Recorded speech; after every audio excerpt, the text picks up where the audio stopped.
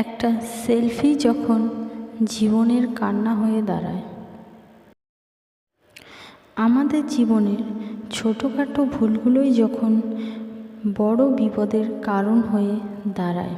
আজ সেরকমই একটি বেদনাদায়ক ঘটনার কথা তুলে ধরব তোমাদের সামনে। এই যে 9 জনকে দেখতে পাচ্ছ, এরা একই পরিবারের সদস্য। এদের মধ্যে 2টি শিশু ও নবদম্পতিও আছে।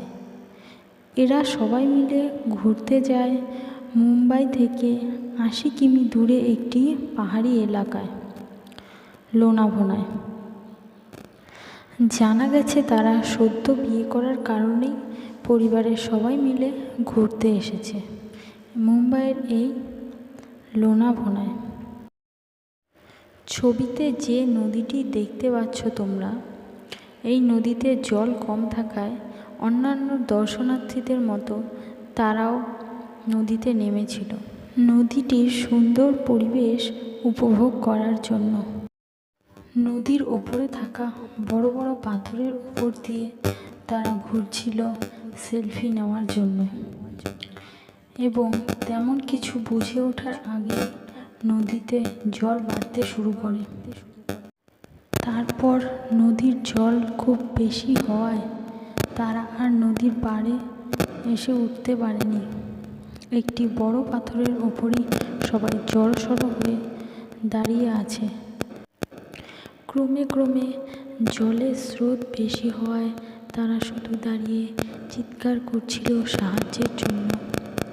সেই সময় নদীর পাশে থাকা দর্শনার্থীরাও যে যার মতো করে সাহায্য করার চেষ্টা করছিল।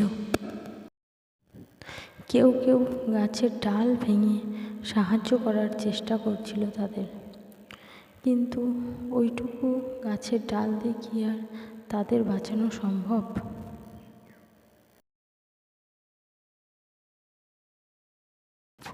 শেষমেশ আর রক্ষে হলো না। একটা বড় স্রোত এসে তাদের ভাসিয়ে নিয়ে গেল জলের নিচে। জলের প্রচণ্ড বেগের কারণে তারা কয়েক সেকেন্ডের মধ্যেই জলের নিচে তলিয়ে গেছে।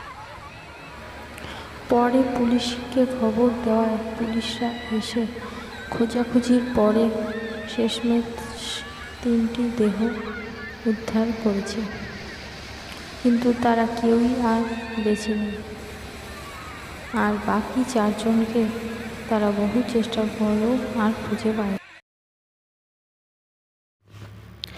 তবুও একটি স্বস্তির খবর হলো, এই 9 জনের মধ্যে নবদম্পতি অর্থাৎ স্বামী স্ত্রী তারা 2 জন প্রাণে বেঁচে ফিরেছে।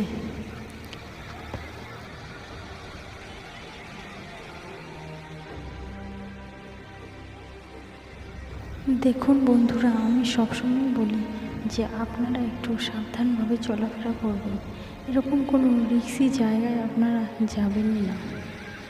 নিজের খেয়াল রাখুন এবং সুস্থ থাকুন।